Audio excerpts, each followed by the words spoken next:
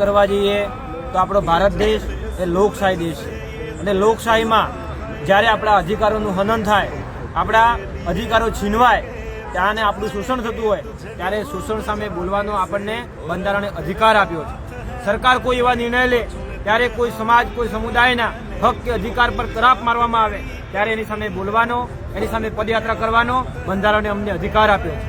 પણ આ બેરી લૂલી આંધળી સરકાર અનેકવાર રજૂઆતો કરવા છતાં અમારી રજૂઆત સાંભળી નહીં, અમારું યોગ્ય નિરાકરણ આવ્યું નહીં.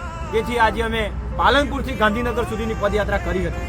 પરંતુ જ્યારે પાલનપુરથી ગાંધીનગર સુધીની યાત્રા કરી ત્યારે સરકારને ખબર પડી કે આવનારા સમયમાં ગાંધીનગર ખાતે મોટા પ્રમાણમાં કે મોટી સંખ્યામાં આદિવાસી સમાજ અહીંયા આવવાનો છે. ત્યારે છાપી ખાતે આ સરકારે પોલીસ તંત્રને આગળ કરી અને અમારે આ પદયાત્રા અટકાવી છે.